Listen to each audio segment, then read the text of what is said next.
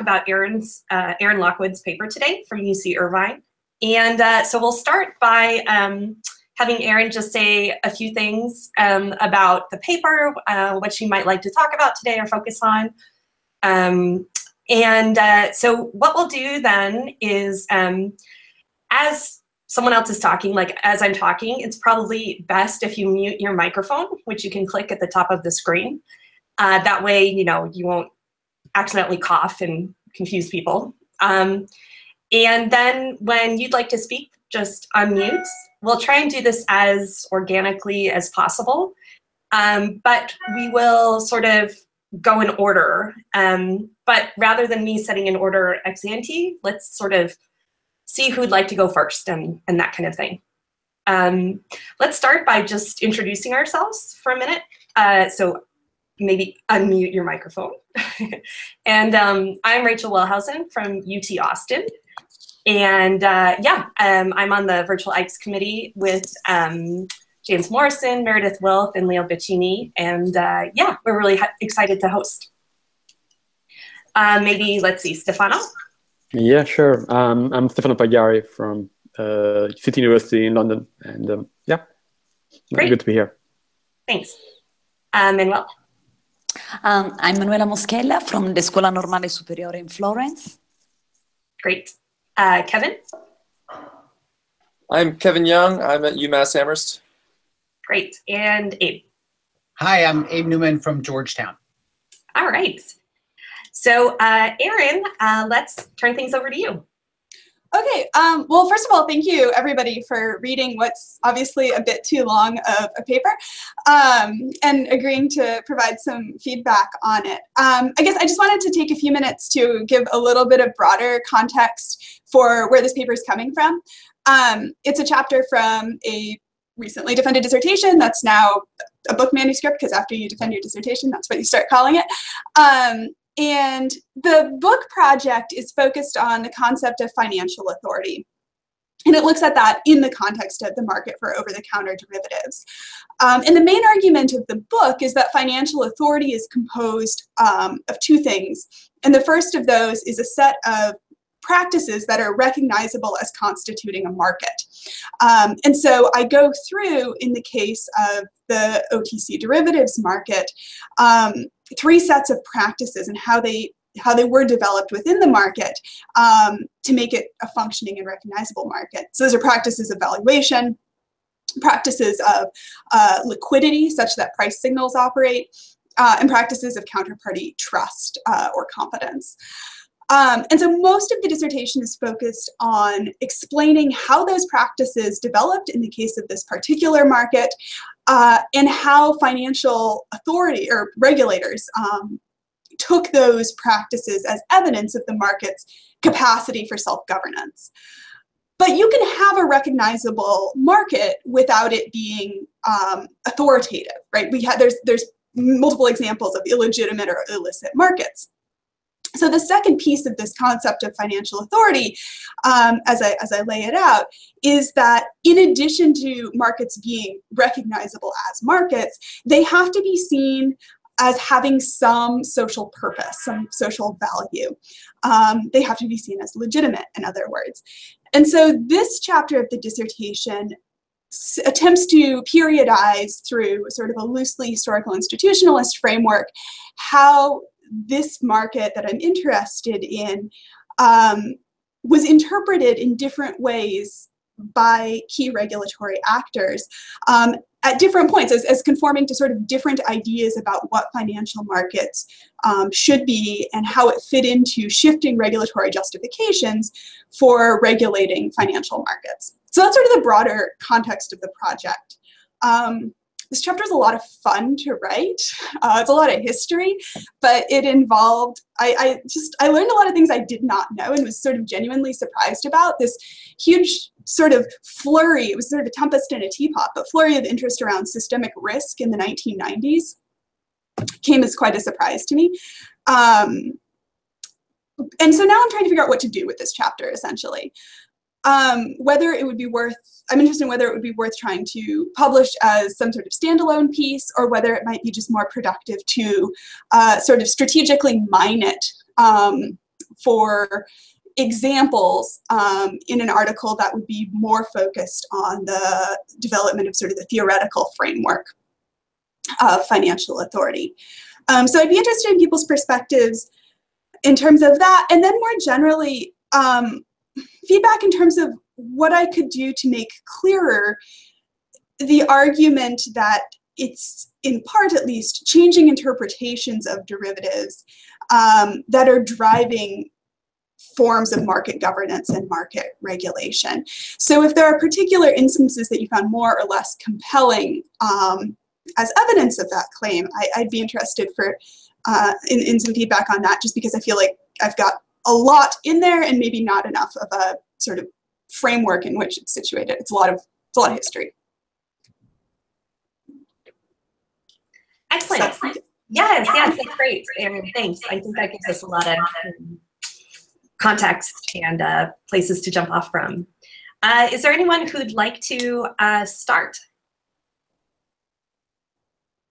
If not, I'll cold call someone.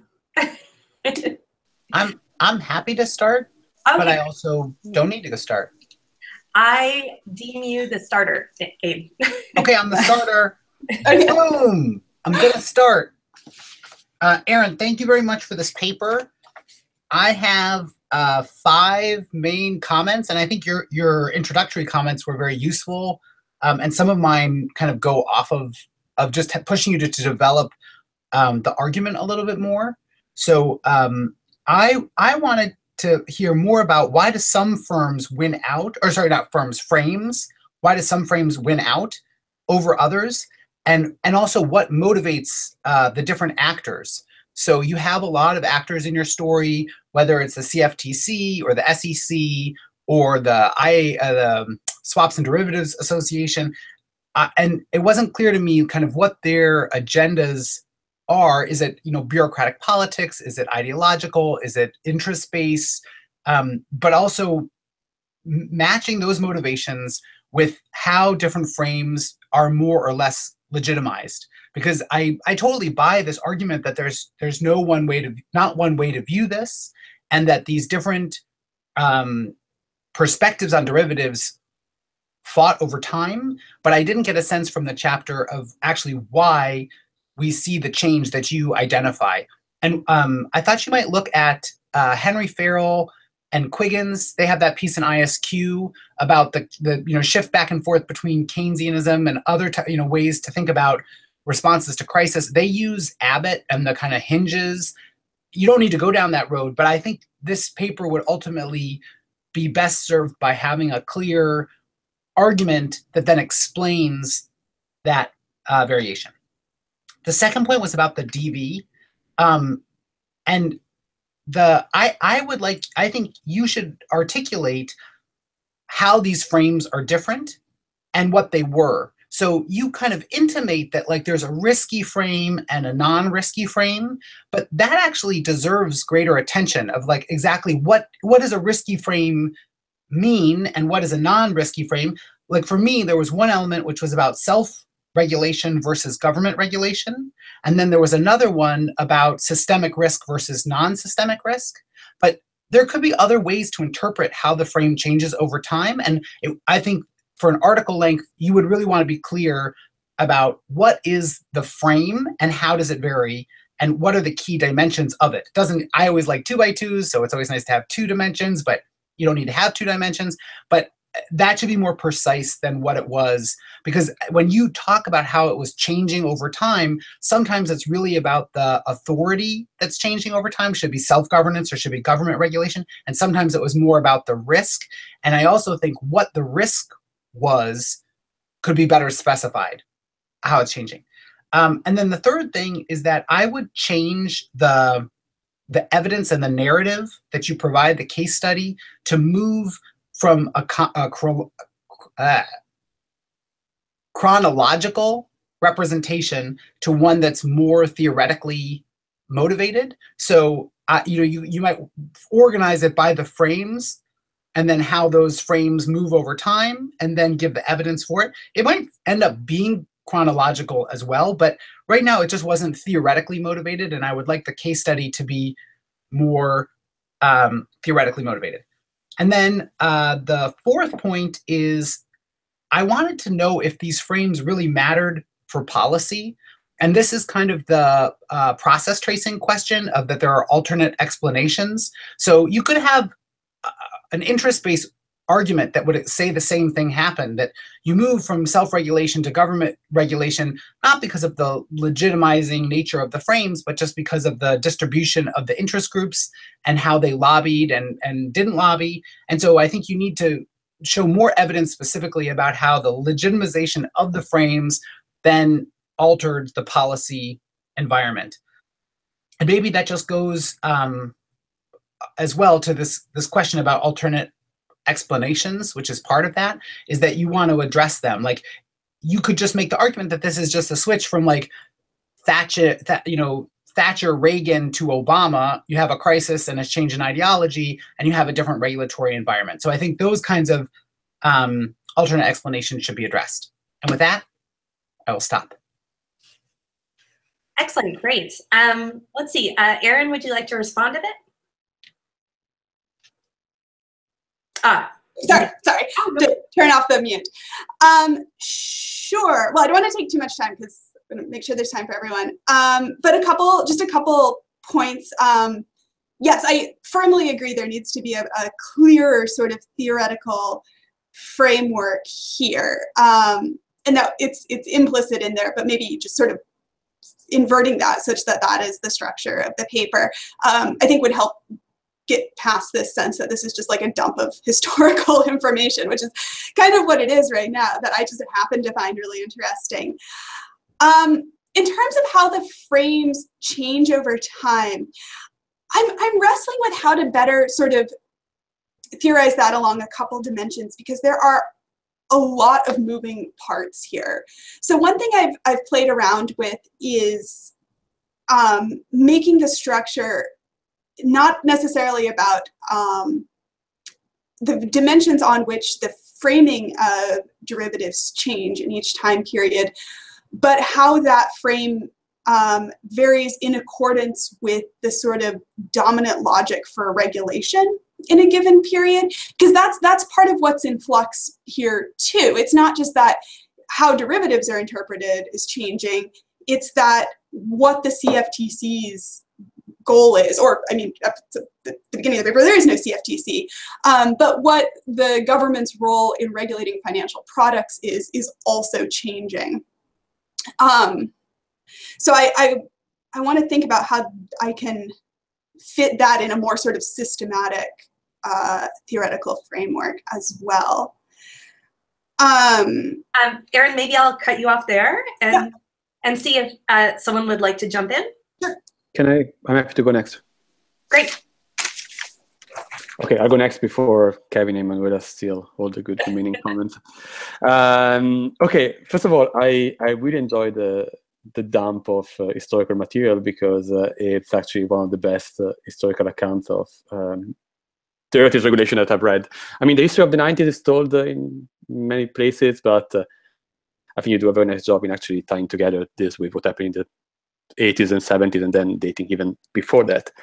The key problem is that if you want to publish this as actually a single standing piece, well, it's a very niche kind of debate, and you're going to have trouble to attract interest without a stronger theoretical contribution. So I agree with the point that was raised before about the fact that you need to draw out the theoretical argument more and a bit more explicitly. What you have at the moment in the text, I mean, it didn't resonate it didn't come out as clear to me. In the introduction, it's about how the politics of financial derivatives go beyond the structured addition material channels.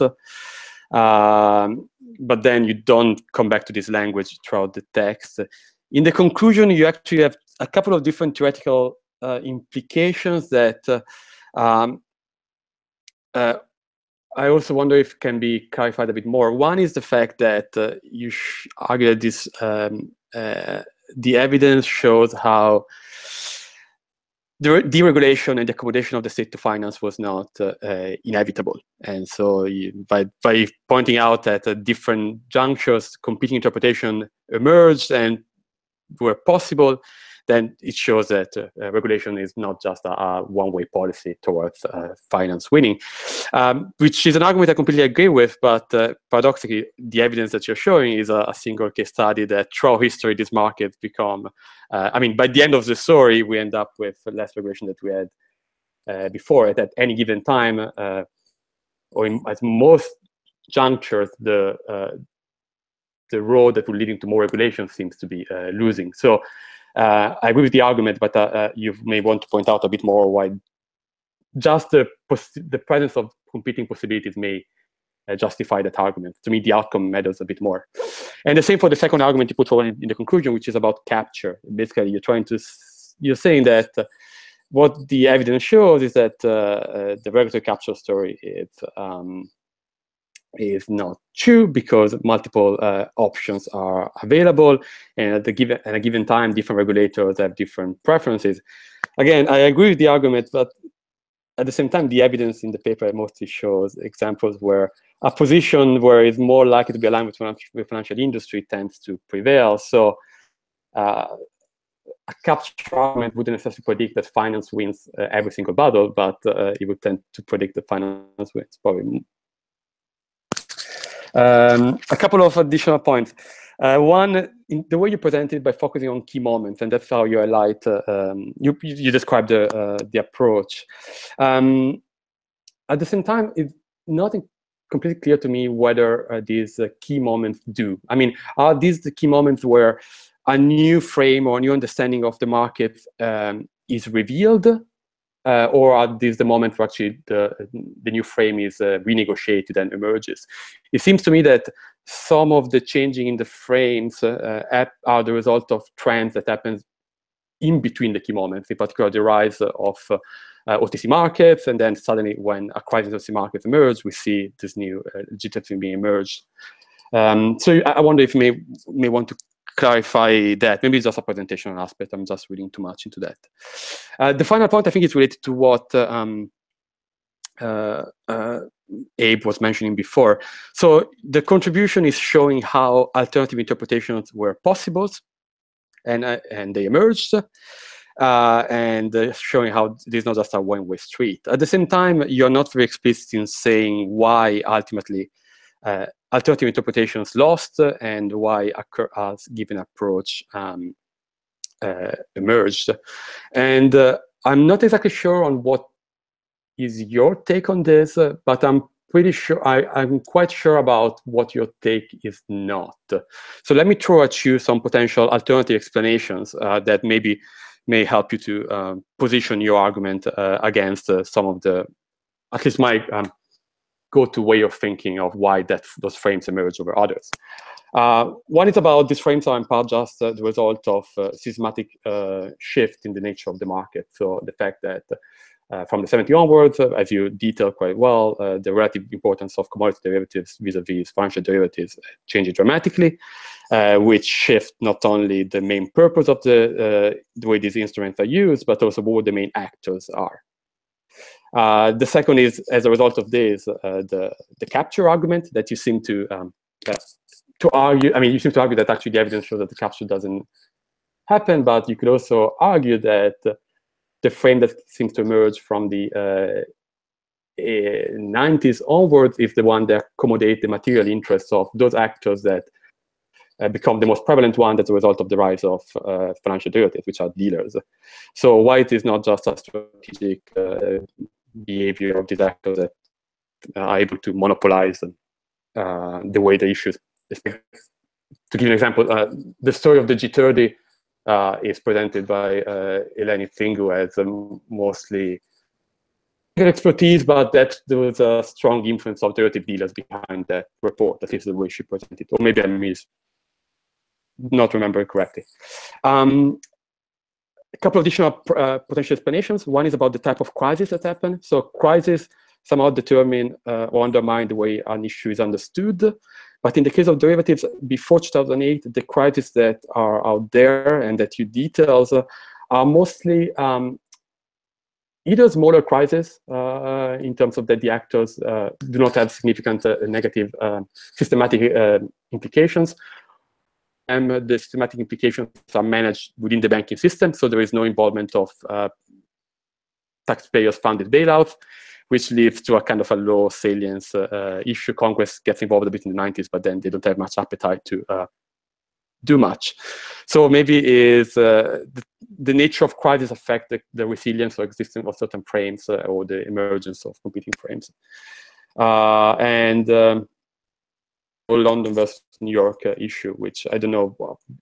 That's another explanation out there in the literature that you will find. I don't know if that matters in your story or not, but I'll stop here. Great. Erin, respond for a minute or two? Yeah, sure.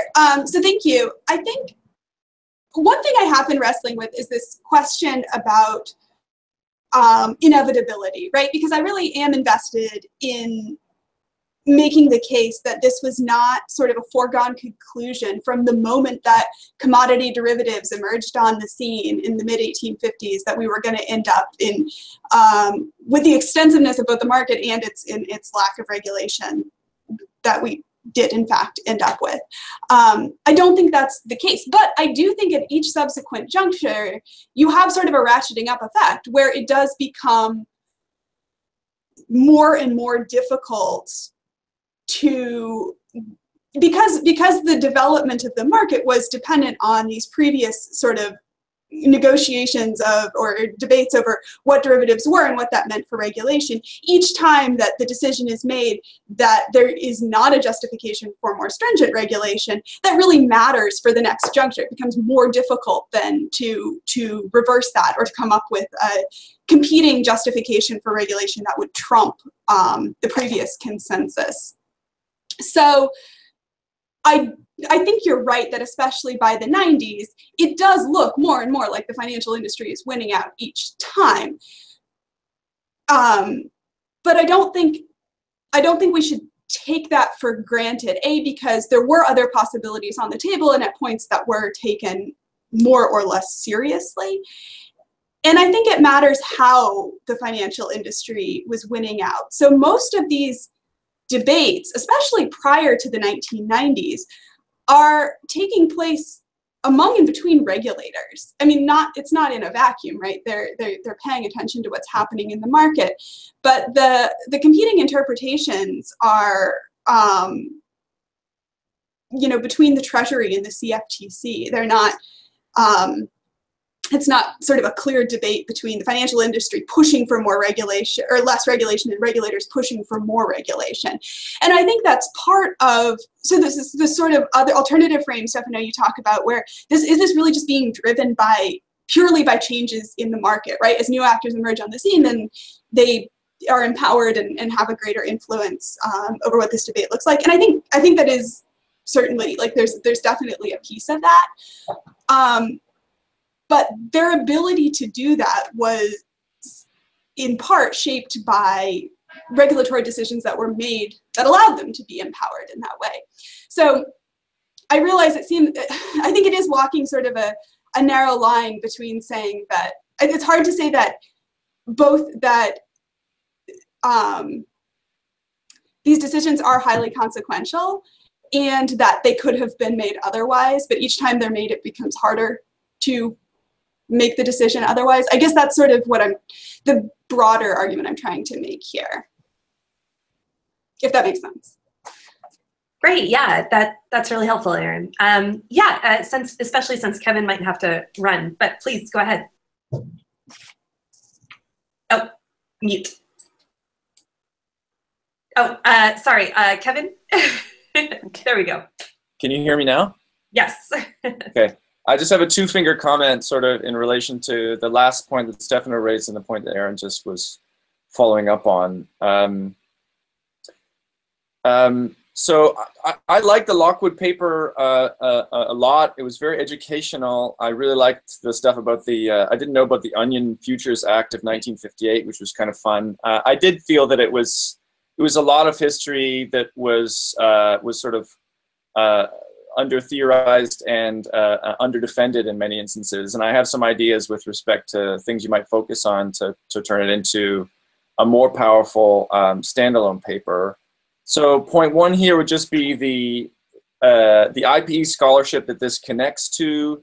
There's wonderful opportunity here, I think, to connect to kind of actively taking on the inevitable financialization, sort of hardline structuralist arguments, as well as some regulatory capture views. And there's obviously numerous works that you're engaging with sort of in the paper, but by the conclusion, I was wanting some sort of rounding out of what this all means.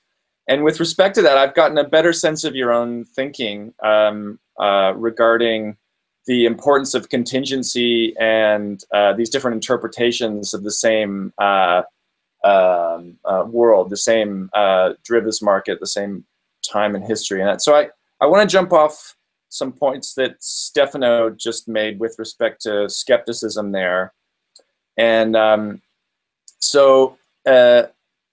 Erin, I get how you want to take on the inevitability narrative, but so here's how I'm interpreting what your main kind of framework of analysis is. You're observing important decision points and interpreting the historical process that did unfold as relatively contingent. Your interpretation of these histories emphasizes the contingent regulatory history of this financial product. But while I buy that on one level, I say to myself, well, every series of historical events can be interpreted in such way because there's always important sort of contingent decision points. And I would have liked more on what would be likely to happen in this regard if for example, certain regulatory views had become more ascendant and hadn't always lost out so consistently, as Stefano just pointed out.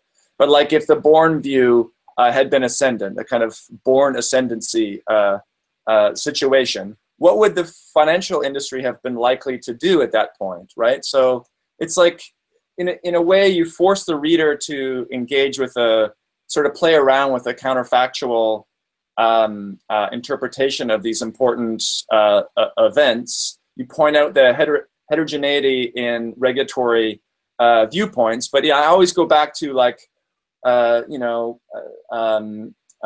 think of like other historical examples. So say someone were to say, well, if Rosa Luxemburg and Karl Liebknecht hadn't been murdered, then we wouldn't have had World War II, we wouldn't have had the fascist rise to power in Germany, etc.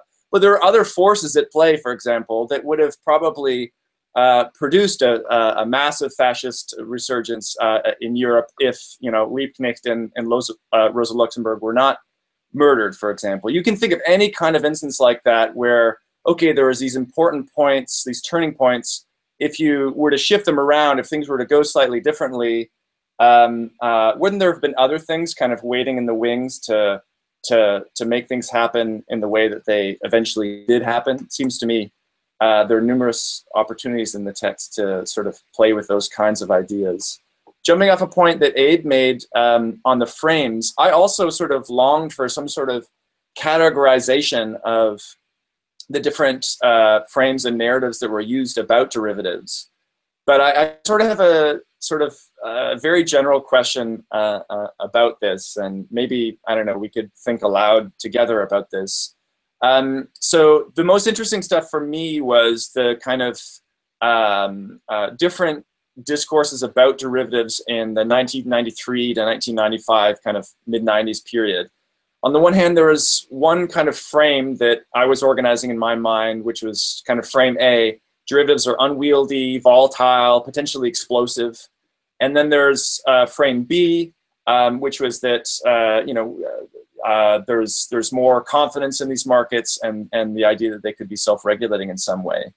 I wonder if B, the frame that did become ascendant, actually got reaffirmed by the crudeness of A.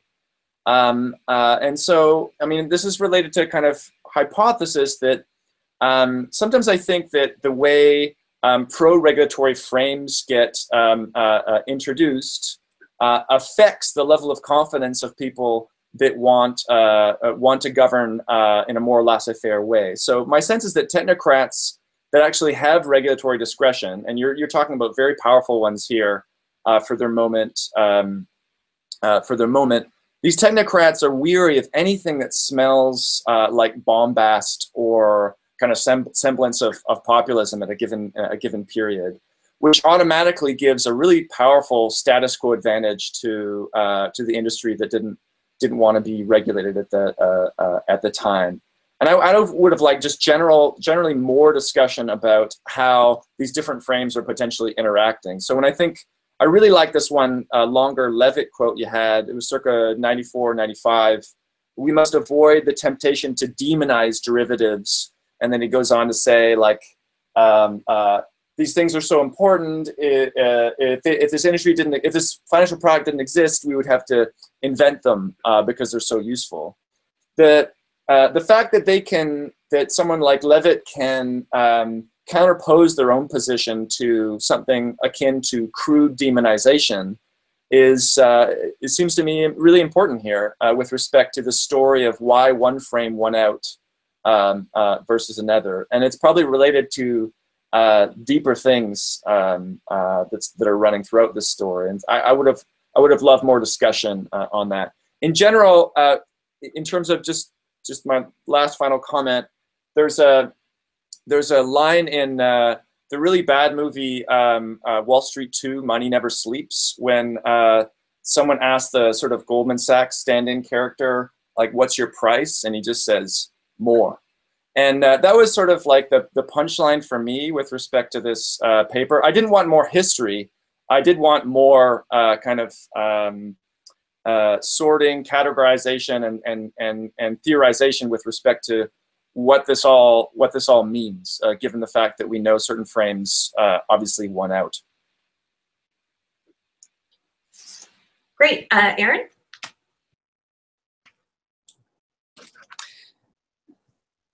Okay, wait, can you hear me?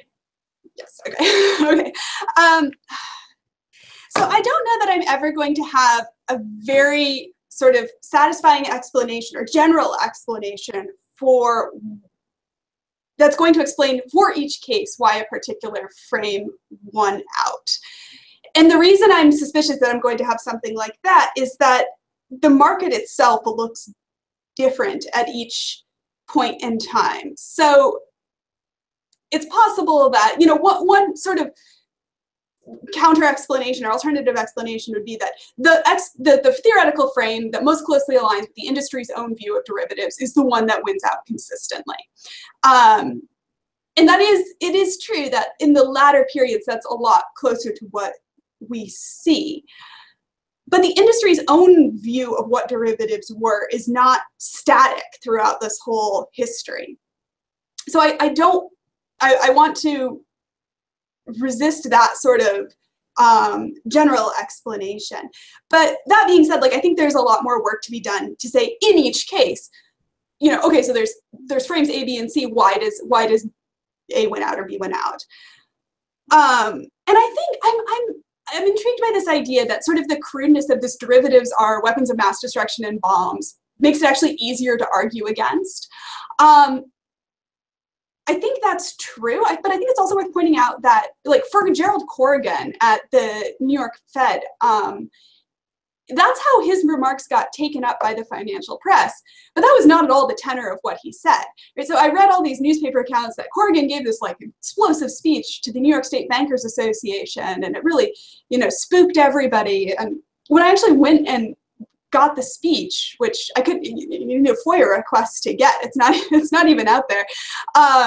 It's so boring, like, it's so dry. All the texts I was reading for this are super boring for the most part.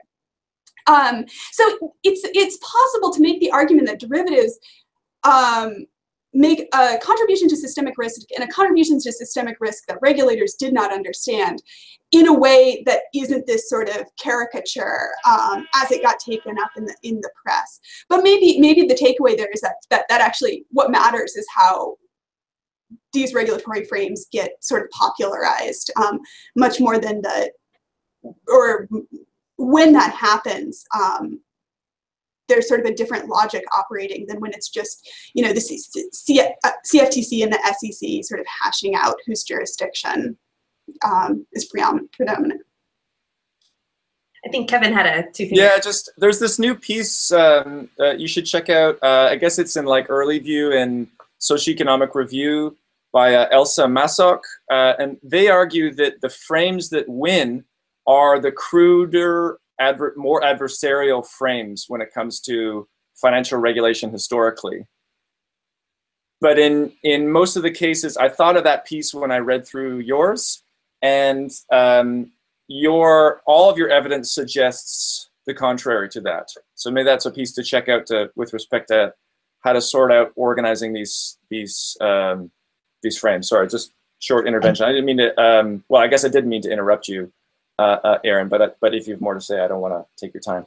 Can I also just? I'm gonna jump into. Yeah. Is that I don't think you need to have like a universal argument through the paper about what causes frames to be more or less successful necessarily, but at least you would want to have, I think, a set of contingent mechanisms that you show through the different case studies, because otherwise it just becomes more that, you know, the way people frame things is ambiguous and it can change over time, but I don't think that that's going to be a significant enough contribution to do it. So you could look to the kind of, you know, there are a bunch of different arguments about the process or the mechanisms, and then thinking about how that gives, like, shows the general patterns that are at work when frames are being used.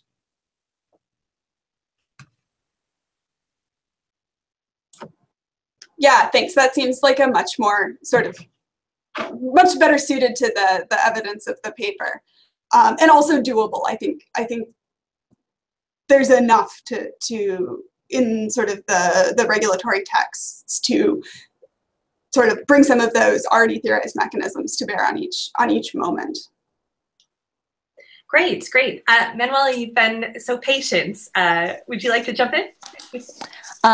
Yes, of course. And coming in as last has some advantages. I could simply build on the comments that my colleagues have already made. But if they know me, they know that I have some more.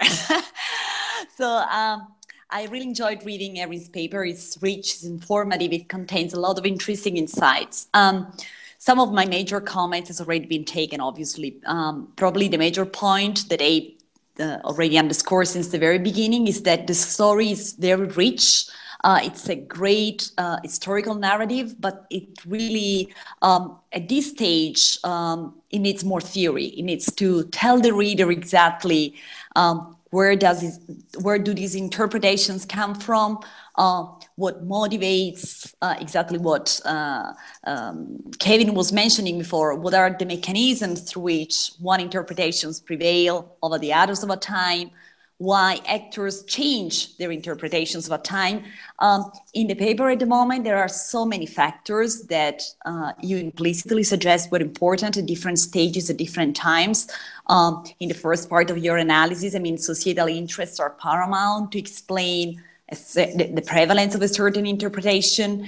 Then you mention, you know, the policy failures in the 1970s, the sheer size of the market in the 1990s. So as a reader, I mean, you do not come on with a clear mechanisms through which all these interpretations are folded over time. So I completely agree with all the comments that have already been raised that the story needs a theoretical hook. And it's not just a question of coherence, it's also a question that you invite more questions than you answer. Let me give you an example.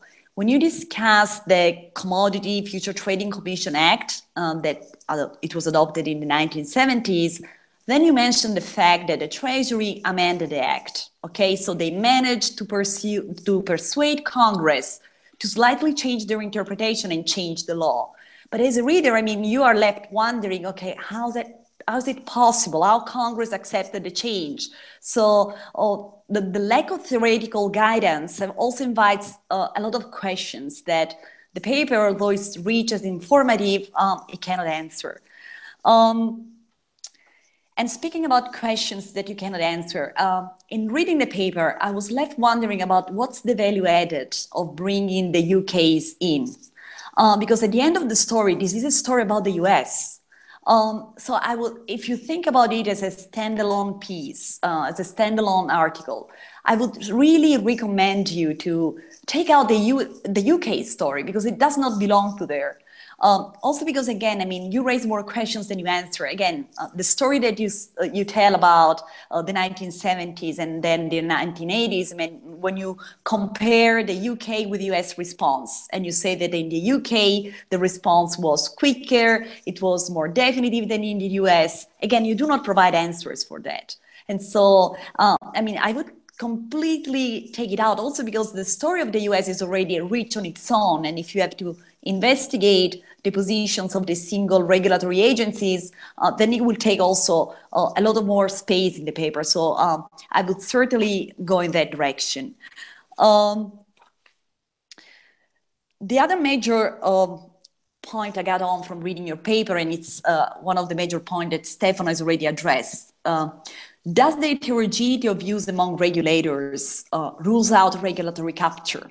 And I think I'm inclined to think along the lines that Stefano and also Kevin have already articulated, that the answer is not 100% sure about it. You do not have, I think, a direct test for the regulatory capture hypothesis. The fact that there were so many different voices among the regulators, what do they tell us is that, of course, lobbying is more difficult, okay? When you have a fragmented contest, lobbying becomes more difficult. But it was not, it's not a proof that lobbying did not occur. And also because, as Stefano was saying before, you know, at the end of the day, the interpretation that became dominant were exactly the one along which the financial industry was aligned. Also the story about Corrigan, right? The New York Fed governor. I mean, he changed his mind as soon as he joined the industry. I think it's revealing, I mean, how just switching just through the revolving door, it changes position. So again, I mean, probably, I mean, this conclusion, which is interesting, it probably needs more nuances because I think it's not completely supported by the rich empirical story that you are telling us. Another comment I had a feeling that there is something missing in this paper, although it is rich, and it's just to add on the missing part that Kevin was mentioning before. I had a feeling that politics, in the sense of elected politics, is missing in such a rich historical account of this interpretation of the derivative market and its relationship with the public good. The Treasury, the Congress, the elected legislators come in a secondary seat. Although you mentioned somehow here and there, and you mentioned at the beginning that you also analyzed among your documents legislative records, I mean, information on elected officials is too thin. I mean, again, the account of the 1970s, when you talk about the Commodity Future Trading Commission Act, I mean, you don't say anything about the partisan composition of Congress. You do not say anything about the administration in power at that moment. And like this, throughout every historical period that you analyze, I think it's crucial to engage with politics for your account. Because otherwise, I mean, and also because, I mean, throughout the empirical story that you are telling us, politics comes in and out, or better, it tends to disappear over time. It's relevant until the 1970s and 1980s, but the story that then you tell about the 1990s is really just about the regulators. Now, this could be an interesting finding on its own right, because I've been thinking about that. So how really politics get eroded in favor of technocracy in a certain sense. And it's a scary implication, right? Because it means that at a certain point, elected politicians accepted whatever fundings was coming from the regulators, from the technical experts. So, but it needs to be told. So I really think that if you think about this piece as a standalone piece, and you said in your introduction that you are framing your dissertation in an historical institutionalist framework, I think this is crucial. I mean, the story that you are telling and the different coalitions that compete for interpretation, I mean, if you adopt an historical institutionalist framework, I mean, you should definitely engage with more digging into the politics of the different eras that you are analyzing. Final remark on the reconstruction of the collective positions of the regulatory agencies that you are analyzing. I was left wondering, I mean, you did an incredible and a commendable job in reading all the documents that you mentioned in the paper. And I know that it takes a lot of time to go through all those documents. But still, I was left wondering how representative are the single positions that you mentioned for each regulatory agency, for the agency as a whole. I mean, again, Corrigan is, I think, a pretty good example, right? When you say that Corrigan was concerned about the risk of the derivative market in the early 1990s, I really was left wondering to what extent Corrigan's view were representative of the Fed's view in the early 1990s. Also because, I mean, the New York Fed is a peculiar governor. I mean, they conduct the open market operations.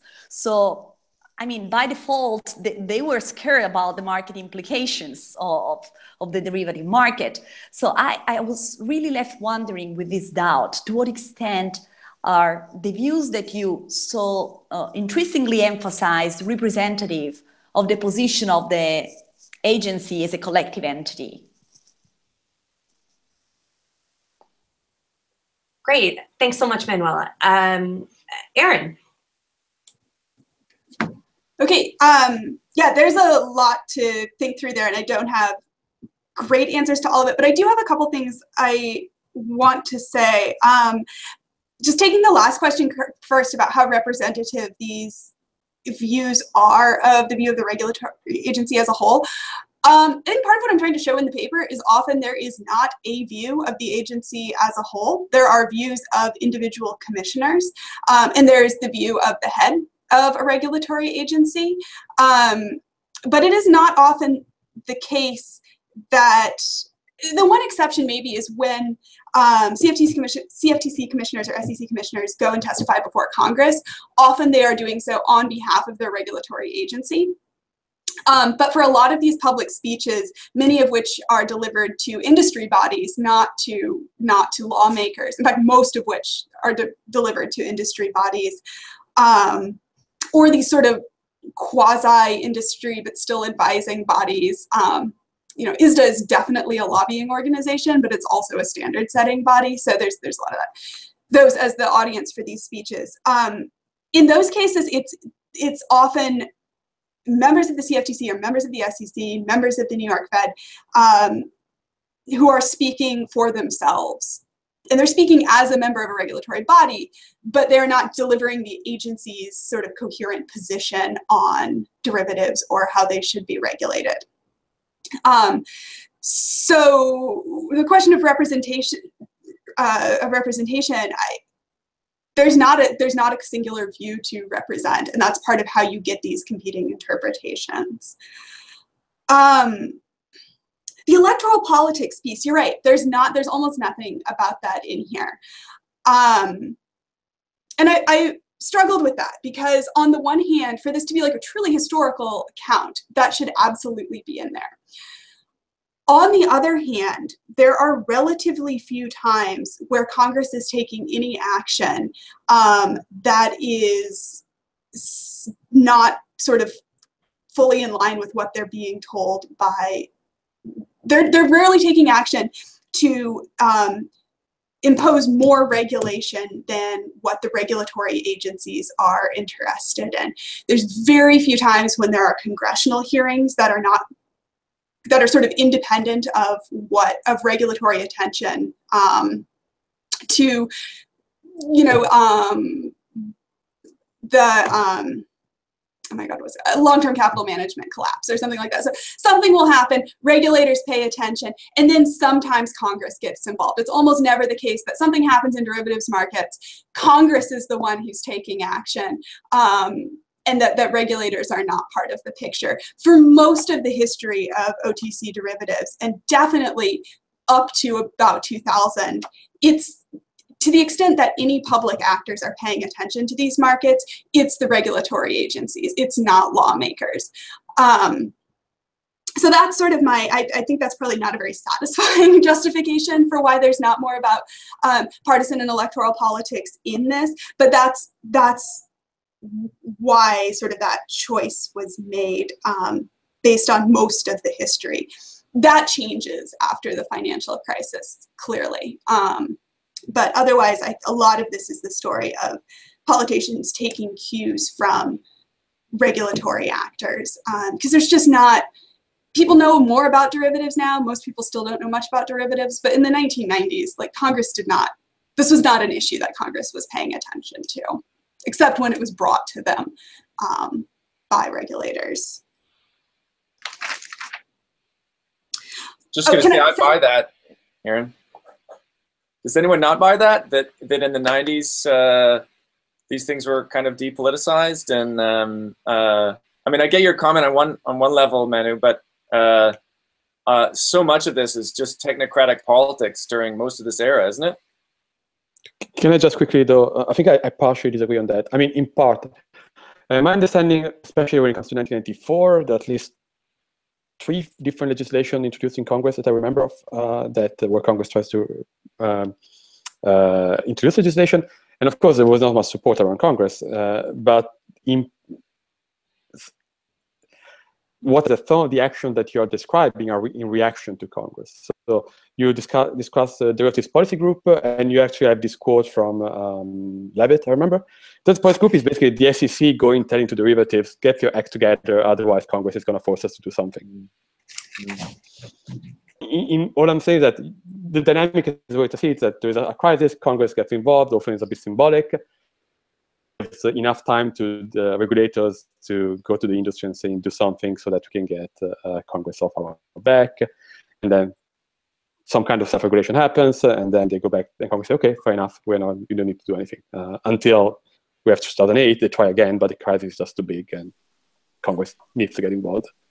Partisan story, but it's a story of salience. So when a crisis is small, Congress gets involved up to a certain level, and regulators are able to manage it.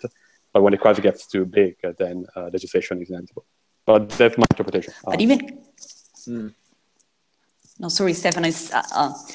And I think also for the account that Erin is telling us, also, I mean, the story of the 1930s and the 1970s, I mean, Congress, the administration were crucial in that story. And she hints at that. And the point is that she could do more with that, probably. So one way to address, sorry, go ahead. No, please, please. Okay, so one way to address that, maybe, that wouldn't just turn this into a story about American political history, which is partisan preferences over financial markets. That's not a new story to tell, right? But one way to sort of restructure this history would be to be clearer about what the sort of broader political, and sometimes they're partisan and sometimes they're not partisan, but sort of political positions over time more broadly about regulation and what regulation can do, not just in financial markets and not just in derivatives markets, but that changes certainly from the 1930s, but through all of these eras. So it strikes me as that would be one possibility that would at least incorporate some of those sort of more clearly conventionally political, electoral political frameworks into the theory of the paper, right? So whether regulation is aimed at protecting, sort of ordinary citizens, whether regulation is intended to ensure the smooth functioning of markets, those are very different views of what regulation should be doing that intersect with how these derivatives are being interpreted. Can I contribute something on this issue of like politicization and where the politics is and stuff? I mean, the question for you is not in restructuring this and improving this as a standalone paper. The question, I don't think, is whether or not Congress was involved more or less at a given point in time, but just, you know, the causal story of where certain narratives are coming from. I mean, Congress can be involved at a given point and put stuff on the table, but if they're just taking cues from the regulators, who themselves kind of somehow independently have heterogeneous preferences, publicly expressed preferences with respect to the regulation of this market, that's what's important, not what, I mean, we're all, I'm as social scientists, we all, even on like a very deep level, like everything is embedded in politics in some way. That doesn't mean the causal story is completely symmetrical about the world, as it were. And I think a lot of the interesting material that you bring to bear is about disagreement sort of at this regulatory sphere. But you could probably do a better job of actively defending the notion that they're just proxying for other forces in the polity. Yeah. And I would point you to Dan Carpenter's. He has several pieces about the Dodd-Frank reform, and he's doing like a very similar kind of historical narrative that focuses on regulators and the way that they are shaping the kind of trajectory of reform. But I think he's thinking about the internal conflicts that the regulators face, so that there are often factions within the regulators, but then they're also speaking to their political principles, as Stefano suggested, and they're thinking about also what are the consequences of under-regulation or misregulation, the kind of shadow of hierarchy stuff. I think that I would second Manu's argument that there's just not a lot of like politics in the piece, and it doesn't necessarily need to be about the Republicans versus the Democrats, but it even within the Democrats or the Republicans, there were conflicting views of what should happen in many of these areas, and the regulators are trying to thread that circle, and the narratives, I think the best way you can do this kind of a piece is to show how the frames that the frames that the regulators use speak to the political concerns of the larger political, groups. Because in the end, that legislation gets passed through the Congress. So the frames that the regulators are promoting have to resonate with the concerns, and kind of the politicians have to believe that those frames solve some problem for them. And I think Carpenter, he does a pretty good job of kind of doing that in the Dodd-Frank case. And so it's, I think, a useful way of, what I like about his stuff is that it's still messy, like it's not a perfect, here's my IV DV, but he's carrying out some themes across the case that allow for generalizable kind of statements. Excellent. Well, how about in the last few minutes, if Erin, you want to throw out a last question, or if others want to jump in? Can I throw out one last question? Yeah. Okay, so one thing that we haven't had a chance to talk about sort of head on is this question of regulatory capture. And I think, and how this argument, to the extent that there is an argument here and not just a collection of history, how that intersects with regulatory capture. And I guess one thing I want to clarify is that I don't necessarily want to position this as a test of the regulatory capture hypothesis that disproves it. I think that's dumb, right? Like, regulators get captured sometimes. And that's certainly true leading up to the Commodity Futures Modernization Act. I mean, that is in large part a story of capture. That's how that bill is able to pass with like 3 people voting against it across party lines. But what I do want to be able to say is that it was not always a story about capture. There were a series of decisions that go way back to the early 20th century that built a market and that legitimated a market such that it had the capacity to later capture regulators. And that was not sort of, that's where there's contingency. That didn't have to happen that way, that these decisions were momentous. So I guess the question would be whether there's a way to, how I should frame it then in relation to it, speaking to the regulatory capture sort of notion, but I don't want this to be a test that disproves that. And is there, if you would have suggestions for that sort of framing component?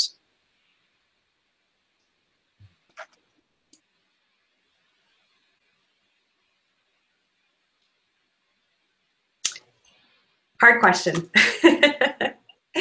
Any thoughts? Well, the one thing that you mentioned earlier, which I didn't think that was that articulated in the piece, but is the kind of frame of that the firms have ambiguous preferences vis-a-vis regulation, and that you know, the kind of, it's a Cornelia Wolf kind of argument about that they need to be instructed about what their preferences are. I'm not totally convinced about that in this setting, because I think the Swaps and Derivatives Association, they had a very clear agenda and they knew what they were doing, and they were a bunch of, you know, New York insiders who, you know, they got that 2000 law rammed through there just how they wanted it. And so I'm not sure that that's really, I mean, I think what you might want to do is instead say, and this is kind of a tack I often do, is that there's always a pressure from industry to do things. And then the question is, how do those industry pressures get filtered up into action? And what you're saying is that these frames of the regulators then allow the, you know, the industry confluence or non-confluence to happen. And so, you know, you've always got this group that wants to modernize or liberalize or whatever it is, but sometimes they don't get what they want. So your story can help explain both when they do and don't, depending on how the frames do that. But I think then you really need to have a strong story about why the frames are so important to policy. And that was kind of one of my first points, because otherwise, just because they're correlated, you know, that the frame was a neoliberal frame and then they passed neoliberal policy, it's hard to explain that the frame was the thing driving that and not the neoliberal interests that are always, you know, pushing. Okay. A couple of quick comments on the how to frame the piece. I would not frame it around deregulation was not inevitable. To me, that sounds a bit of a straw man. The idea that there were at a given time multiple competing paths. I do not find particularly puzzling the idea that you're able to trace at any given time competing way it could have gone. I think you need to highlight the historical institutionalist aspect and the extent to which frame at time one shapes policy at time two, which shapes what kind of market development happens later on. Daniel Muge had this article that came out, I don't remember where, maybe Regulation and Governance recently, about the performativity of regulation and how a certain approach to regulation somehow shapes the market in a way that, in a way that doesn't make it. Regulation at time one shapes the configuration of the market later on, which makes then regulation at time three constraining what is possible. So I wonder if you can derive an argument more along those lines, how frames that emerge at winning at a certain time constrain the market activities and the regulatory approach later on. Sorry, it was not very coherent. My cat interrupted. No, it's adorable. And I forgot to mention, thank you so much for everyone doing crazy time zones, especially the Europeans. Erin, do you have last thoughts? Yeah, I guess just to say thank you. I've got a lot to sort through here, but these comments are really helpful in terms of what is sort of the obvious weakness of the paper, which is that it needs a much clearer theoretical framework. And I think pushing me to work through this question, I guess for me, the real big question is, why do particular frames win out, and how can I demonstrate that those are having an effect on policy? So that's, I guess, the main tasks I'm taking away from this, with some really, really helpful resources and suggestions for approaches to answering those questions. So just thank you so much for taking the time to read this, and for pushing me on those points, and also for some really constructive suggestions about how to address those pretty big weaknesses. Well, that's great, Erin. And clearly, you know, the paper was interesting and thought-provoking, and thank you so much to such an expert panel for talking today. And just to double down on something Kevin said earlier, I appreciated also learning about the Onion Futures Act. And I need to learn about why potatoes didn't work in 1964. So now I have some more reading to do myself.